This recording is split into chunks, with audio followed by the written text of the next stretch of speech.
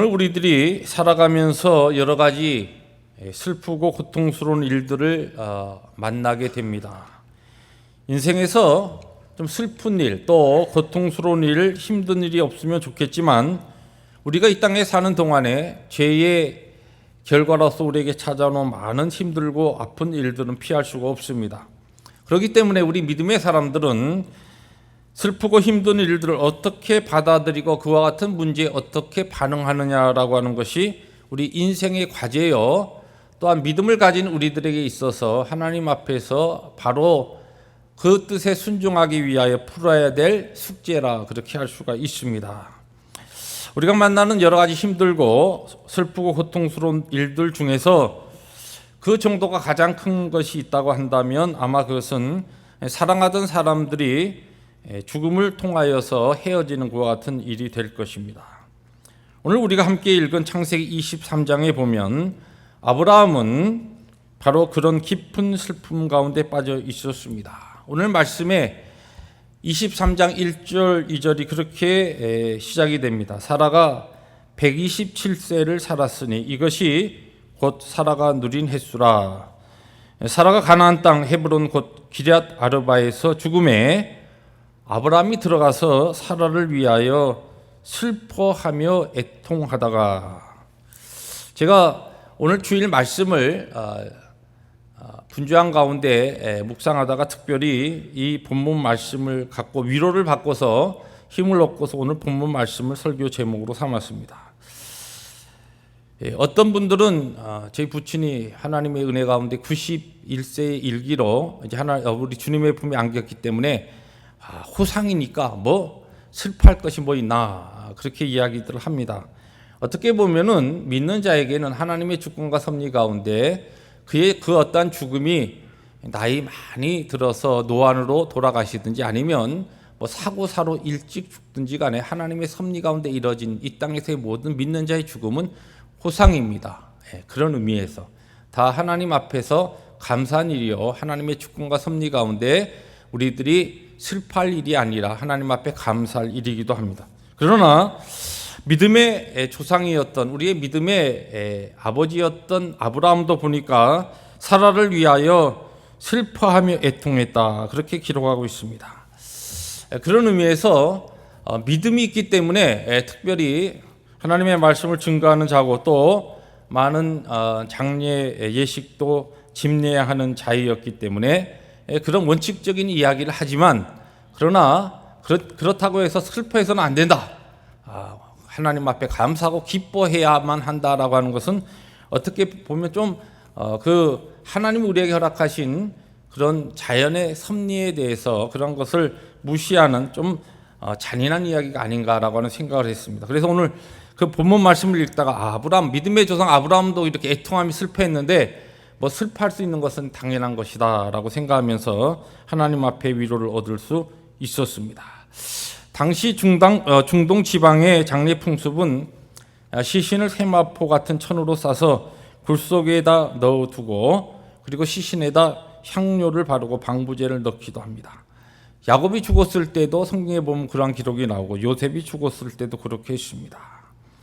아마 이와 같은 모든 과정을 통하여서 이제 그 굉장히 어떻게 보면은 사막지대였지만 기온이 낮 기온과 밤 기온이 차이가 많이 나는 것 같은 지역에서 이 죽은 사라의 그 시신을 놓고서 하나님 앞에서 지나온 삶을 돌이켜 보면서 아마 아브라함에게 있어서는 특별히 개인적으로 자기 아내 사라를 데리고 하나님의 약속에 따라 이 가나안에 들어와서 한 65년의 그와 같은 가나안 땅의 삶, 그리고 또 애굽으로 피신하였다 다시 돌아오고 하는 이와 같은 많은 그와 같은 굴곡 가운데 흉년을 맞이해서 그가 거처를 옮기는 많은 과정 가운데 일어났던 여러 가지 해프닝들이 성경에 기록되어 있습니다.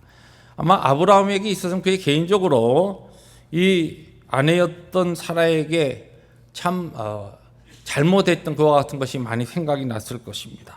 그렇기 때문에 아마 애통하고 또 슬퍼했을 것이라고 그렇게 짐작할 수 있습니다. 아브라함은 그 지역의 유력한 인물이었습니다. 우리가 읽은 23장 앞서서 한 21장 후반부를 보면은 그 땅의 왕이었던 그 족장이었던 아비멜렉과 군대 장관 비골이 아브라함을 두려워해서 그에게 찾아와서 화친을 하였고, 아브라함이 에셀렐 나무를 심고 그곳에서 브엘세바에서 수십 년을 살았기 때문에 그 지역에 이미 좋은 영향력을 많이 끼치고 있었습니다. 사라가 죽자 아브라함은 헷족속에게 사라를 장사할 매장지를 사려고 합니다. 그러나 헷족속이 당신은 하나님이 우리에게 세우신 지도자라고 하면서 무상으로 우리들이 대할 테니까 당신이 원하는 대로 어떤 땅이든지 정해서 당신의 아내를 매장하십시오. 그렇게 이야기를 합니다. 오늘 6절에 보면은 내 주여 들으소서, 헷족속들의 이야기입니다. 당신은 우리 가운데 있는 하나님이 세우신 지도자이시니 우리 묘실 중에서 좋은 것을 택하여 당신의 죽은 자를 장사하소서. 우리 중에서 자기 묘실에 당신의 죽은 자 장사함을 금할 자가 없으리이다. 그런데 그런 호의를 아브라함이 그냥 받아서 사라를 그와 같은 묘지에 장사한다고 해도 별로 말할 사람이 없을 것입니다. 그런데 오늘 본문 말씀을 쭉 읽어 나가면 아브라함이 그 땅 백성들이 보는 앞에서 은 400세겔을 에브론에게 지불하고서 그리고 마므레와 막벨라 굴을 구입합니다. 자기 소유로 삼은 다음에 거기에 사라를 장사하는 것을 기록하고 있습니다. 오늘 여러분 23장을 쭉 읽어보시면 영어 성경에 보면은 23장의 타이틀이 제목이 사라의 죽음이라 그렇게 되어 있습니다. 그런데 우리 개역 개정 성경에는 그 제목이 아브라함이 막벨라 굴을 사다, 그것으로 제목이 잡혀 있습니다. 아브라함이 한 그의 그 생애를 볼 때에 성경은 그의 수많은 하나님께서 그를 부르셔서 믿음의 수상으로 삼으시고 그의 삶 가운데 하나님과 동행하며 또 하나님께서 그 가운데 일하셨던 그 수많은 일들 가운데 믿음의 그 뒤를 걸어가고 있는 우리의 믿음의 후손들, 우리에게 꼭 필요한 내용들만 함축해서 적어놨습니다.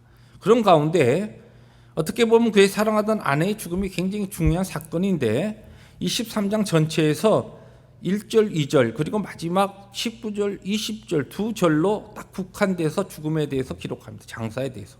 그리고 나머지 16절 어떻게 보면 23장 거의 대부분이 무엇을 기록하고 있냐면 아브라함이 막벨라 이 굴을 산 아내를 위하여서 이 굴을 산 그 내용을 그냥 간단하게 막벨라 굴을 사서 지급하고 은 400을 지급하고서 사서 아내를 장사했다 그러면 전체 내용이 간단하게 끝날 것인데 그 사는 과정에 대한 내용들을 아주 자세하게 세 단계로 그렇게 나누어서 이 내용을 적고 있습니다.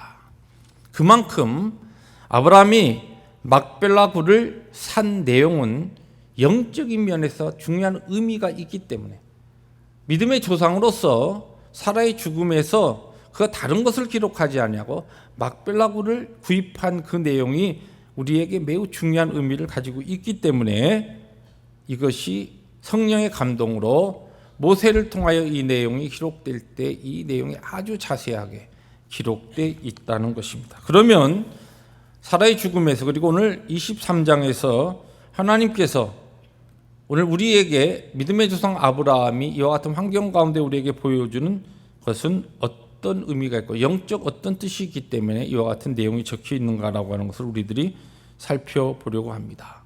우리 인생의 삶에 있어 동일하게 우리가 원치 않는 또 우리에게 있어서 좀 일어나지 않았으면 좋을 그와 같은 슬픔과 아픔에 그리고 힘들고 어려운 일들을 경험할 때에 아브라함에게 있어서 개인에게 있어서는 참으로 힘든 과정이었을 겁니다. 그의 아내를 2번이나 자기의 부인이 아니라고 자기의 안전을 위해서 어떻게 보면 굉장히 졸장부처럼 겁쟁이로서 그렇게 하면서 아내에게 참 힘든 그와 같은 과정을 걷게 했던 아브라함이 그의 아내가 죽었을 때 그것을 슬퍼하고 고통스러워하는 것을 끝나지 아니하고 그 자리에 일어나서 이 막벨라 굴을 사는 그 과정을 성경이 이야기하고 있는 것은 여기에 어떤 의미가 담겨 있는가 세 가지로 오늘 본문 말씀을 통해서 살펴보려고 합니다. 첫 번째, 오늘 본문에서 우리가 읽을 수 있는 것은 아브라함은 그의 아내의 죽음의 슬픔과 또한 힘든 과정 속에서도 하나님의 언약을 생각하고 그 기회를 놓치지 않았다는 것입니다. 오늘 말씀 4절에 보면은 해쪽 속에게 들어가서 아브라함이 하는 이야기입니다. 나는 당신들 중에, 한번 같이 읽을까요? 나는 당신들 중에 나그네여 거류하는 자이니 당신들 중에서 내게 매장할 소유지를 주어 내가 나의 죽은 자를 내 앞에서 내어다가 장사하게 하시오.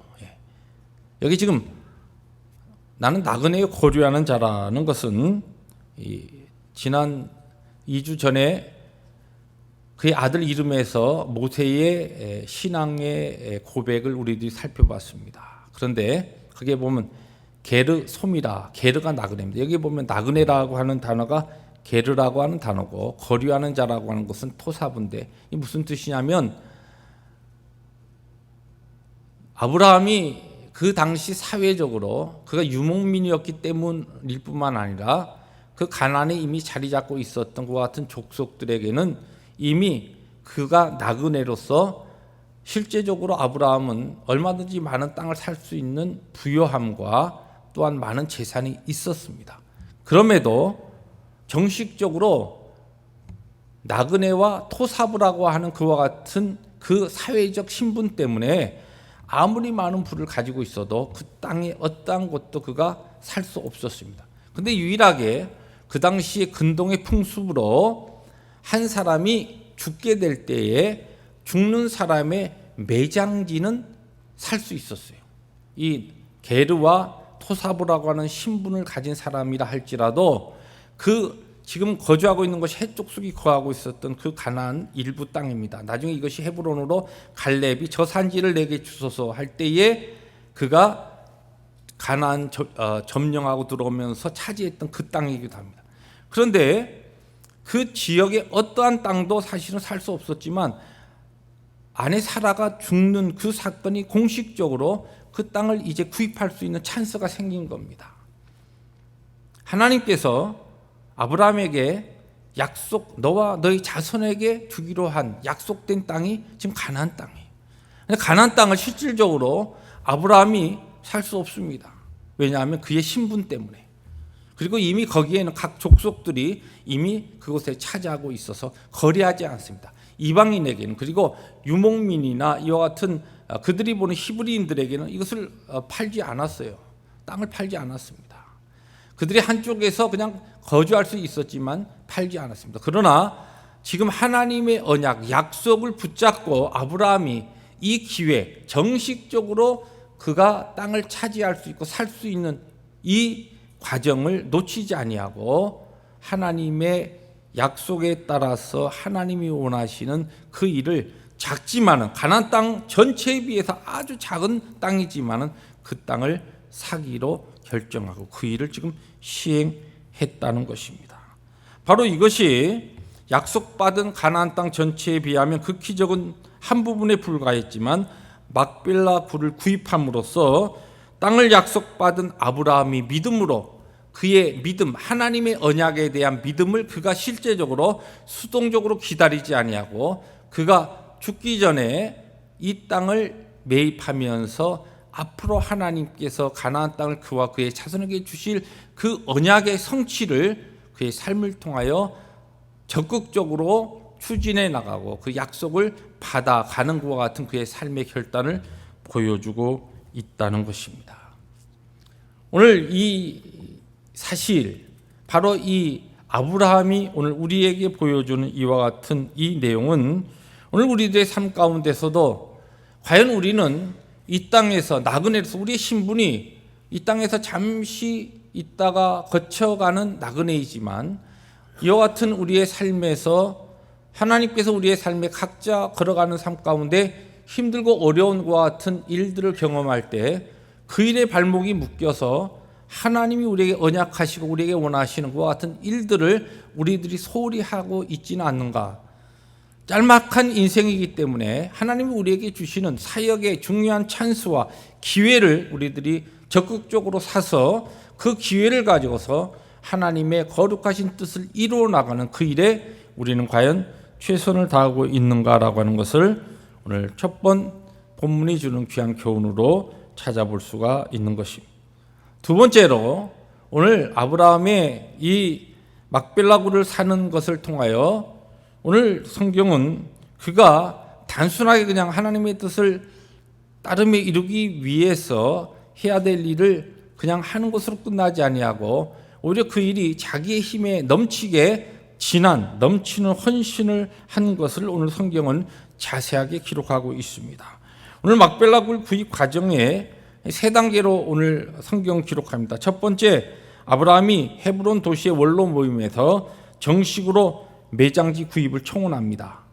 자기의 신분을 밝히고, 내게 신분이 여러분 잘 아시다시피 내가 지금 내 신분으로서는 이곳을 내가 구입할 수 없지만 내 아내가 죽었기 때문에 매장할 일에는 허용되지 않습니까? 그래서 이제 내 땅을 사겠습니다. 그들이 호의를 베풀어서 당신 그냥 그러지 말고 우리 이곳에 있는 곳에 당신 보기 좋은 땅 하나를 골라서 당신 아내를 매장하면 장사하십시오. 그러나 그래서 거절합니다. 거절하고서 구체적으로 그가 지금 에브론의 이 마무리 앞에 있는 막벨라 굴이 있는 밭이라고 표현하지만 큰 지역입니다. 그 지역을 그가 정해서 이것을 내가 사겠습니다. 그렇게 구체적으로 제안합니다. 그때에 그 땅의 주인이었던 에브론이 또 이야기합니다.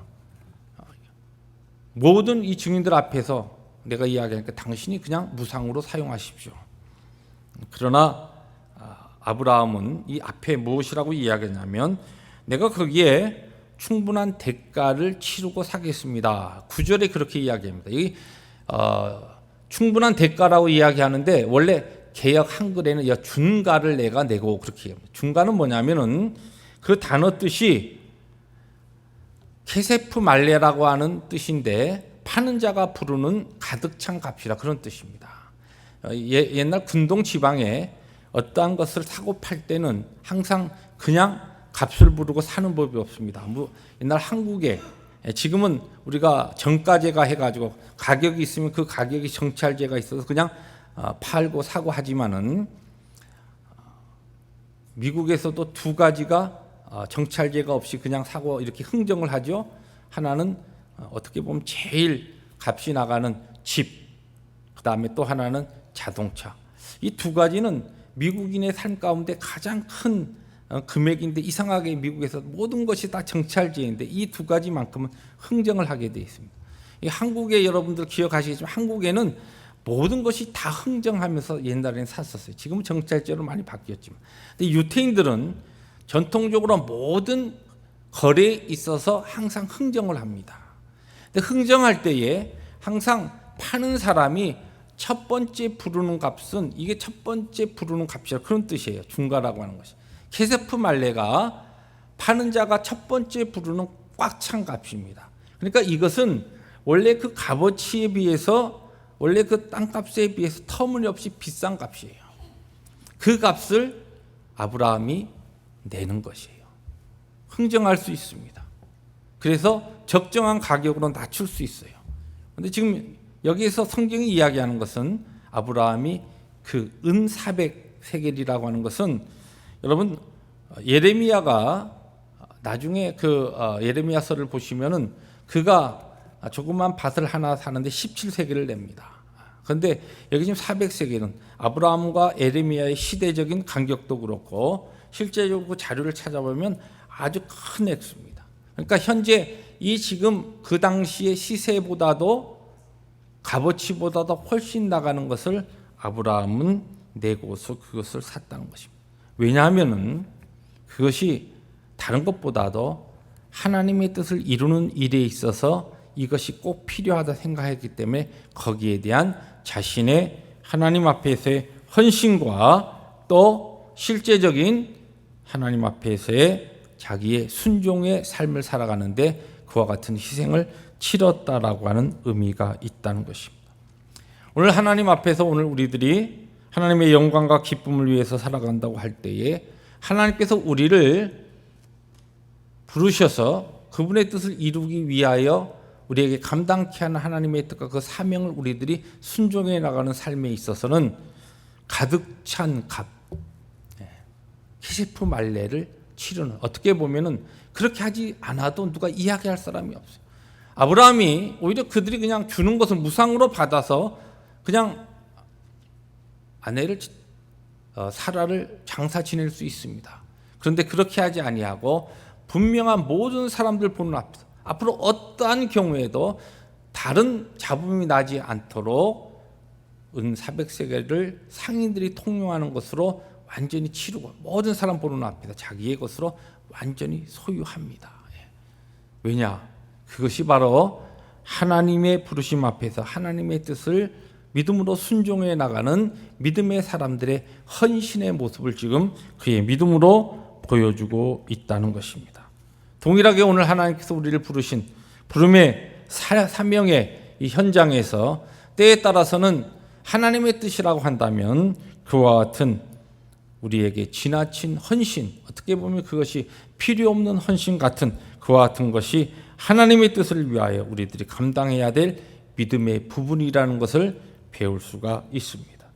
마지막으로 오늘 성경은 아브라함이 이렇게 구태여 은 400의 엄청난 큰 액수의 돈을 지불하지 않고도 할 수 있었지만 그와 같은 것을 한 데는 거룩한 하나님의 백성으로 구별된 삶을 추구하는 것을 그가 스스로 보여주는 중요한 영적인 결단의 모습을 우리에게 가르쳐 주는 것입니다.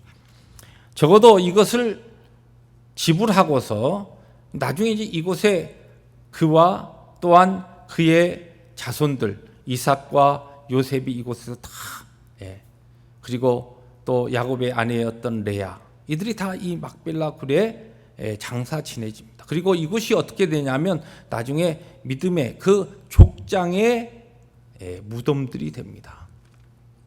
왜 다른 해쪽 속의 그 소유지 중에서도 장사할 수 있는데 왜 이런 일을 하느냐면 하나님을 알지 못하는 우상 숭배하는 그들의 땅에 내 사랑하는 하나님의 약속을 기업으로 받은 내 아내와 내 자손들과 내가 거기에 동일하게 장사 지낼 수 없다는 것이 거룩한 하나님의 백성으로 구별되고 성결한 삶을 그의 삶을 통하여서도 추구했지만 마지막 이 중요한 순간에 그것을 위해서 자신의 재산과 삶을 희생해 나가며 그와 같은 구별된 성결한 삶을 추구하는 바로 이 아브라함의 모습을 오늘 본문에서 우리가 배울 수가 있습니다.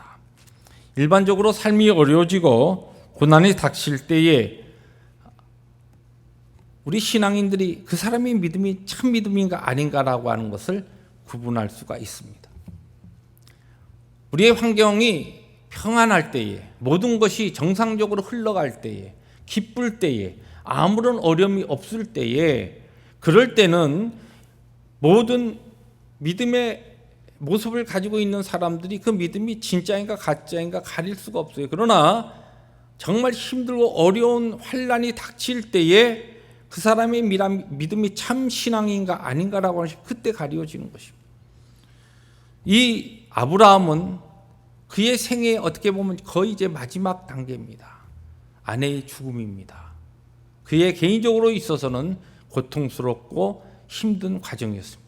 그때에 그와 같은 삶 가운데서도 그냥 그의 그동안 추구해 오던 것 같은 삶에 쉬운 방법으로 이때까지 힘들게 하나님의 인도하심에 따라 약속 붙잡고 살아왔는데 이 문제에서 그의 슬픔으로 인하여 그것을 핑계로 삼아서 그가 쉬운 길을 선택할 수 있었지만 그와 같은 마지막 순간에서도 거룩한 하나님의 백성으로서의 성결과 구별된 삶을 그는 붙잡고 그와 같은 삶을 추구했다는 것입니다. 오늘 우리의 신앙의 삶에 있어서 정말 중요한 때 정말 하나님 앞에서 우리의 마지막 순간의 거룩과 성결을 우리들이 붙잡아야 될 때는 우리의 삶이 평안할 때가 아니라 우리의 삶이 힘들고 어려울 때입니다. 내가 추구해가는 어떠한 일에 어려운 문제가 닥칠 때, 내 가정에 내 자녀들에게 어려운 문제가 있을 때, 질병의 고통의 그와 같은 것이 나에게 엄습할 때, 이때에 과연 나는 하나님 앞에서 거룩과 성결을 그리고 구별된 삶을 내가 선택하고 추구할 수 있느냐라고 하는 것입니다. 아브라함은 바로 그와 같은 삶으로 친히 그냥 쉽게 그들이 제안하는 대로 그 당시에 그 사람들이 호의를 베풀어 주니까 그것을 그냥 넙죽 받아가지고 자기 아내를 그곳에 장사할 수 있지만 나는 그럴 수 없다. 하나님의 거룩한 백성으로 당신들의 호의는 감사하지만 그러나 하나님을 알지 못하고 하나님을 섬기지 아니하는 당신들과 같이 내 아내를 그곳에 묻을 수 없습니다. 나는 거룩한 하나님 앞에 구별된 땅을 내가 구별하여서 나와 믿음의 자손들이 이곳에 묻히기를 원합니다라고 하는 그와 같은 신앙의 결단을 아브라함은 오늘의 모습을 통해 우리에게 보여주고 있습니다. 사랑하는 성도 여러분, 오늘 하나님께서 우리에게 주신 이 거룩한 주의 날, 하나님을 예배하는 것은 우리들이 하나님 앞에서 거룩한 백성으로 하나님을 알지 못하는 자들과 우리는 다른 하나님 앞에서의 그분의 영광과 기쁨을 위해서 산다라고 하는 이 신앙의 고백이고 거룩한 자들의 믿음의 고백이 바로 이 예배입니다. 그렇다고 한다면 우리의 이 예배 고백의 삶이 거룩한 삶이 단순히 이 예배에 국한된 삶이 아니라 하나님 앞에 드리는 예배로서 우리들이 제한되는 것이 아니라 우리의 모든 삶에도 이것이 그대로 나타나야 합니다. 우리의 삶의 상황이 어떠하든지 우리가 일주일 나가서 살아가는 직장에서 일터에서의 삶의 환경이 어떠한 환경을 우리에게 펼쳐지든지 간에 우리는 항상 하나님께서 우리에게 베푸신 언약을 생각하고 그 가운데 우리가 믿는 자로서 어떠한 모습으로 우리가 하나님의 사명을 위해서 살아가야 될 것인가, 하나님께서 우리에게 주시는 그 기회와 사명의 그 순간을 우리들은 놓치지 않아야 하는 것입니다. 하나님의 영광을 위해서 내가 그분의 복음을 위하여서 거룩한 이름을 위해서 내가 하나님의 복음을 선포하고 전도하고 내 삶으로 그리스도를 증거해야 될 그 기회를 놓치지 않아야 한다는 것입니다. 뿐만 아니라 하나님께서 나에게 그분의 뜻을 이루기 위해서 거룩한 그 그리스도의 피값으로 나를 사시고 하나님의 백성 삼으셨기 때문에 그 같은 은혜를 입은 자로서 하나님의 영광을 위해서 오늘 사는 삶에 분에 넘치는 오히려 힘에 지나는 것 같은 헌신이 오늘 우리에게서 또한 있어야 합니다. 그렇습니다. 오늘 여러분의 삶은 어떠한 환경 가운데서도 거룩을 잃지 아니하고 성결한 모습을 잃지 아니하고 하나님의 백성으로서 구별된 삶을 추구하고 있습니까? 때에 따라서 우리의 삶이 우리를 속이고 우리의 환경이 우리를 거스릴 때에 우리의 환경이 때에 따라서 내가 원치 않는 방향으로 나를 끌고 갈 때에도 그러할 때에도 하나님이 우리를 부르신 부르심 앞에서 거룩과 성결을 추구해 갈 때 그 같은 삶을 통하여 하나님께서 영광 거두시고 우리가 이 땅에 살아가는 짤막한 인생을 살아가는 동안에 오직 우리의 삶이 정말 하나님 앞에서 가장 보배롭고 귀하며 더 많은 우리의 이웃들에게 하나님의 거룩한 그 이름을 증거하고 하나님의 능력과 복을 나누어주는 그 같은 축복의 통로로 살 수가 있는 것입니다. 아브라함의 마지막 그의 삶도 처음부터 그의 모든 믿음의 삶이 그러했듯이 그의 마지막 삶도 그랬고 오늘 우리들의 모든 아브라함의 그 길을 믿음의 길을 따라 걷는 우리의 모든 성도들의 삶도 동일한 삶으로 승리의 걸음을 걷는 또 한 주간이 되시기를 주의 이름으로 축복합니다. 기도하십니다.